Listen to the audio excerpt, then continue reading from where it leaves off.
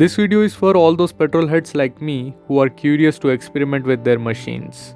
In today's video, we have the Mobil 1 with Neo Vehicle Formula, the Castrol Edge with Fluid Titanium technology, AMSOIL Signature Series, and a dash of Shell Helix HX8.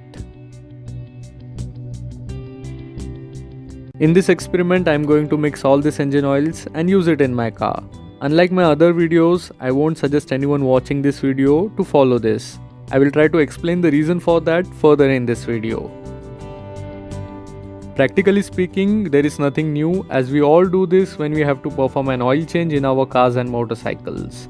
We don't really drain the oil and wipe the engine dry, so around 10% of the old oil remains inside the engine. With the new oil coming in, there is always a mix happening. But in our case, the things are going to be on a bigger scale.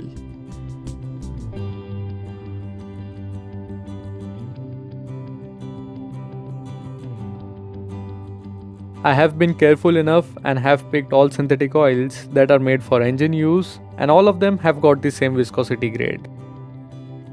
Engine oils are usually formulated keeping certain factors like performance, wear and tear, cleanliness, and long life in mind. In our case, each one of these oil is marketed in a different way, highlighting one of these properties. Like Mobil 1 has labeled this oil as a Neo Vehicle Formula, where the additive package is more inclined to reduce the wear and tear and keep your engine like new. Castrol, on the other hand, markets the Edge as an performance-oriented engine oil. It is said to have that fluid titanium technology that helps in improving the oil flame strength. I remember last time when we did the lab test on the Castrol Power1 Racing 40, I did find titanium in the analysis report.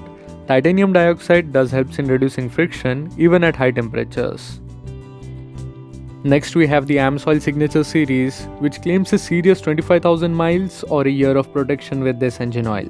The Signature Series is one of the flagship oils from AMSOIL, and it has got the highest TBN of 12.5 amongst all the oils in today's experiment, which should aid the 100% synthetic base oil to last long.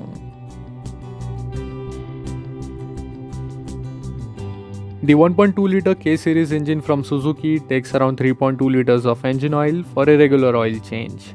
Where I filled 1 litre of Mobil 1, 1 litre of Castrol Edge. The AMSOIL comes in a 1 quart pack, so 946 ml of AMSOIL went in. Rest 254 ml was compensated by Shell Helix HX8.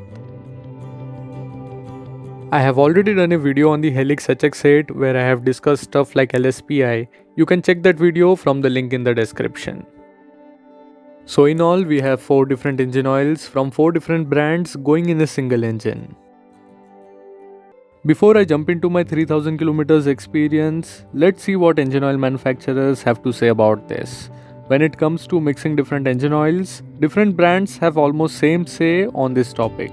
No lubricant manufacturer will ever say a direct no or state this as a dangerous practice. The reason is simple. Most of the base stock oils are compatible with each other. However, mixing a synthetic engine oil with an inferior mineral oil will only degrade the performance of the synthetic engine oil. Mixing different grades is also not a good idea unless you know what you are doing. Now coming to the point where things can go wrong. Well, additives are the content where things can go wrong and destabilize your lubricant. Manufacturers pay special attention to this while formulating additives, so as long as you are mixing an engine oil with another engine oil, things should be fine for your engine.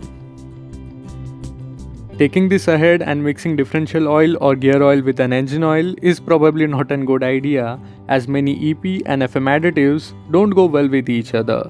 Plus some additives can be acidic in nature and can react with engine oil additives with base properties, which can neutralize the additive properties. In my case, things have been on the positive side. I am running close to 3000 kilometers with this engine oil Faluda. The engine is efficient and rev happy, and I can say that the engine has responded well to this on both city and long drives. The running has become almost negligible in the past few months, so the oil has also faced idle conditions. My ultimate aim is to do a lab test on this to check the effect on the engine. For now, the temperature readings and the efficiency is well in check. Still, this is something which I won't recommend others to do. A top-up with an engine oil from a different brand is fine, but purposeful experiments like this can dilute the purpose of particular base and additive packages formulated by the oil manufacturers. And that would be my concluding words to my 6 months of experiment with these oils. Let me know in the comment section if you want a lab test on this. That's it for this video, and I hope you guys have liked it.